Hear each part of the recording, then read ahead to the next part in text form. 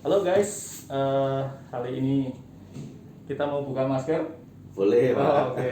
Jadi sudah yakin. Kan kita udah semprot-semprot nih, Pak. Oh, oke.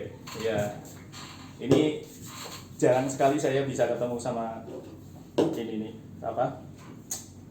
Maha gurunya barista nih. Beliau ini adalah Pak Willy. Willianto. Apa kabar? Ya, Baik, Pak. baik, Pak. Baik. Nah, ini kalau kita nyapa orang-orang yang suka kopi ini lebih baik bre. Kalau bre kan sudah dipakai sama Glenn Fredly ya. Bebas, Pak. Oh, Mau apa oke. aja. Iya. Jadi ini bra. Bra itu singkatan barista.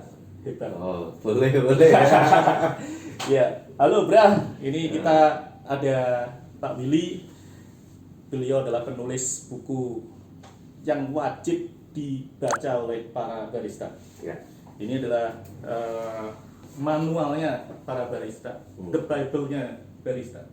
Boleh. Oh, boleh. Oh, bilang iya, ya. gitu. The Bible-nya. Jadi harus katam. Ya. Jadi ini beliau menulis 2 buku, satu tentang barista no cincong. Katanya ilmu kopi itu nggak usah banyak teori, kelihatannya gitu. Pokoknya no cincong, ngopi aja.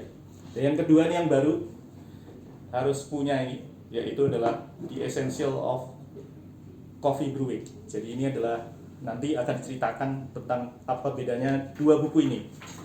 Mari kita dengarkan ini gurunya barista menjelaskan tentang kedua buku ini. Ya.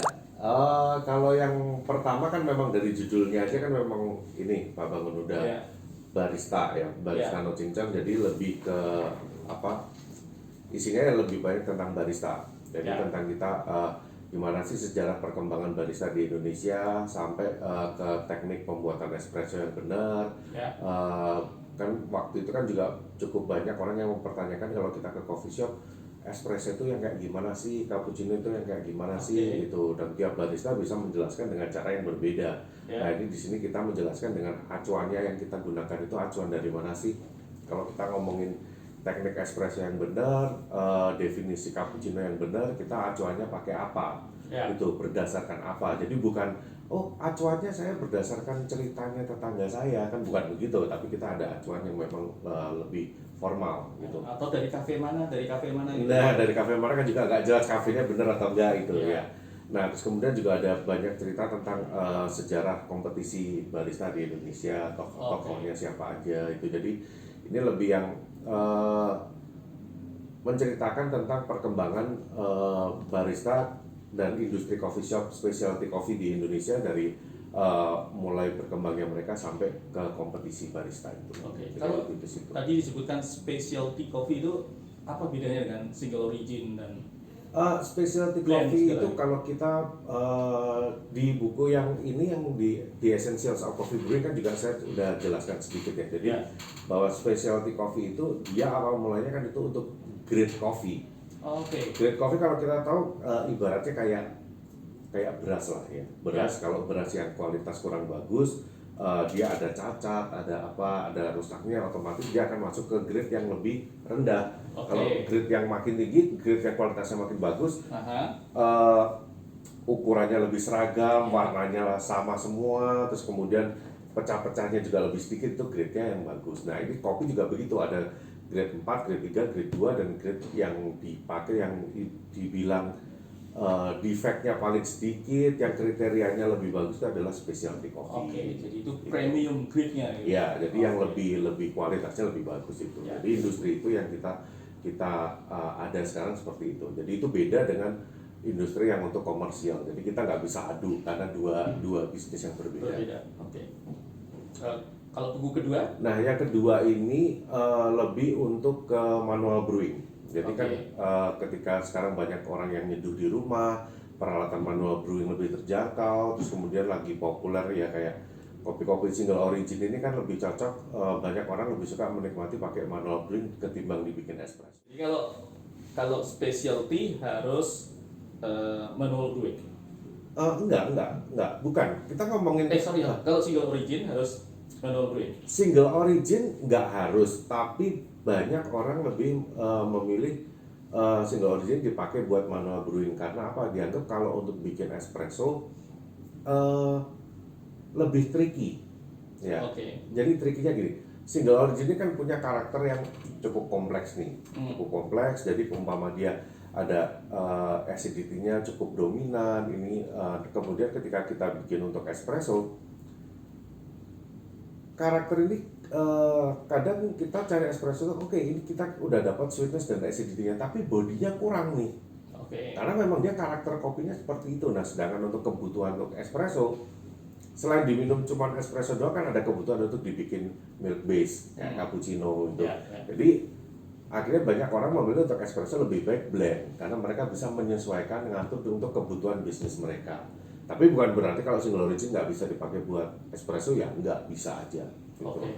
Cuman beberapa orang takut boros karena mahal maksudnya. Mahal kosnya karena sekali pakai lalu 18 gram dapatnya cuma sekitar berapa mili itu.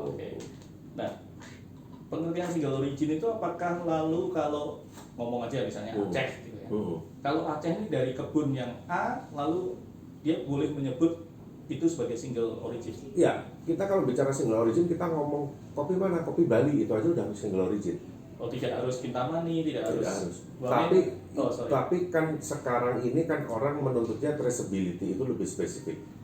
Oke. Nah, makanya kalau zaman dulu pun kita kalau ya zaman saya masih kuliah aja kan kita beli kopi kapal api aja ada kapal api kopi Bali, kapal api kopi Toraja. Nah, itu sebetulnya itu adalah single origin. Jadi intinya origin ini identitas dari mana kopi ini daerah berasal si kopi ini. Jadi nggak harus sampai spesifik seperti itu sudah bisa disebut single origin. Tapi jika lebih spesifik lagi akan lebih bagus, makanya sesuaikan lagi kebutuhannya. Kayak kapal api mungkin dia nggak butuh menyebutkan sampai terlalu spesifik detailnya dari desa mana. Ini mungkin customernya nggak butuh informasi sebanyak itu. Single origin. Jadi kalau misalnya Toraja dulu kan kita cuma tahunya Kalosi. Sekarang kan ada Sapan, ada Bananga, ada itu. Makanya balik lagi, sebetulnya kebutuhannya apa? Kenapa kita harus perlu sampai tracking seperti itu? Jadi sebetulnya kebutuhan traceability itu adalah untuk menjaga konsistensinya. Jadi kayak contoh nih, saya roaster nih, terus Pak Bangun ini coffee trader green bean.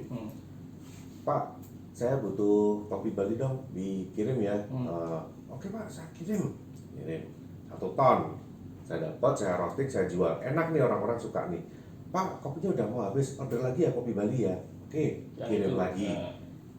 Coba loh, kok rasanya beda, lain. Loh, Bapak kan mau kopi Bali? Ya itu kopi Bali Pak. Tapi ternyata yang pertama itu dari Bali Kintamani, yang kedua dari Bali Pupuan. Nah kan otomatis rasanya beda. Makanya tinggal kita butuh nggak traceability sampai sedetail itu. Jadi sebetulnya tujuan dari traceability adalah untuk kita beberapa customer pun kan kadang juga pengen dapat kopi yang konsisten ya. Jadi saya kalau minum Bali Kintamani yang dari desa Padang Payung ini saya paling cocok nih daripada yang dari desa yang lain. Kayak gitu bisa. Nah ini terakhir kali ya.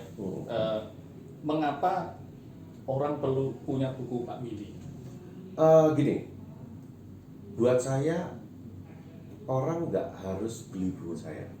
Ya, kalau udah ngerasa tahu semuanya.